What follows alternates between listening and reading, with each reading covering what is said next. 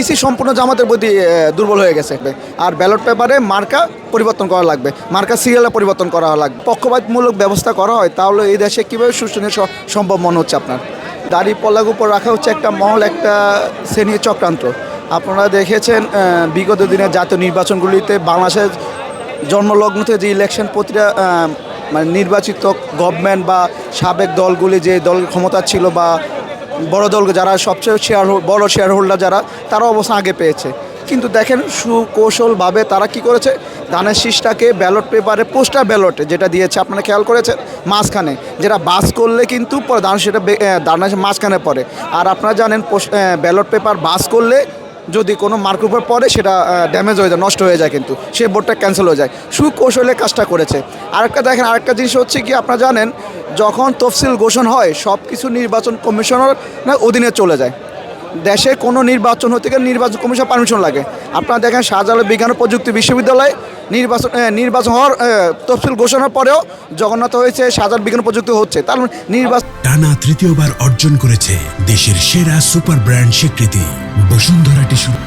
কমিশনের কাজটা কি ভাই? নির্বাচন কমিশনের কাজটা কি হচ্ছে? এই যদি কোনো মহলকে সুবিধা দেওয়ার এত মানে এত দুর্নীতি করা হয়, এত পক্ষপাতমূলক ব্যবস্থা করা হয়, তাহলে এই দেশে কীভাবে সুষ্ঠু সম্ভব মনে হচ্ছে আপনার?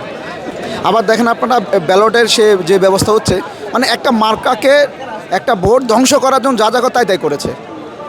পোস্টার ব্যালট যেটা যাবে সেটা তো প্রত্যেকটা ব্যক্তির কাছে চলে যাবে তার অ্যাড্রেস অনুসারে, তার লোকেশন অনুসারে। কিন্তু এটা মিডল ইস্টের 2-3টে দেশে আপনারা দেখেছেন, মিডল ইস্টের 2-3 দেশে তারা পোস্টার ব্যালট সব একসাথ করে তার বিতরণ করতেছে।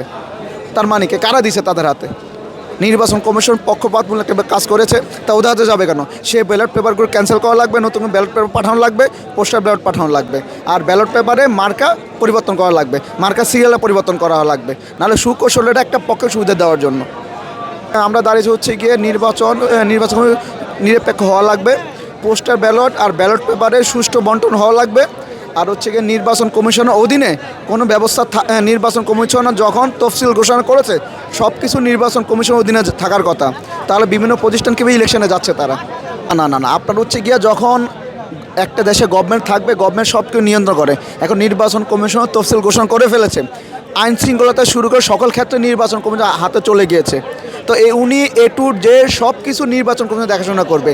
নির্বাচনে বিজ্ঞপ্তি দিয়েছে, ওনাদের অনুমতি ছাড়া ওনাদের কোনো দেশে কোনো নির্বাচন হবে না, ওনাদের তফসিলের ভিতরে। তাহলে এখন হচ্ছে কেন এগুলি? দেশে আইন বলতে তাহলে আইনের কোনো তোয়াক্কা নাই, কোনো সম্পূর্ণ জামাতের প্রতি দুর্বল হয়ে গেছে। না হলে ব্যালট পেপার কীভাবে এভাবে বন্টন হচ্ছে, পোস্টার ব্যালট কীভাবে বন্টন হচ্ছে, কীভাবে তফসিল ঘোষণার পরে ইলেকশনগুলো দিচ্ছে।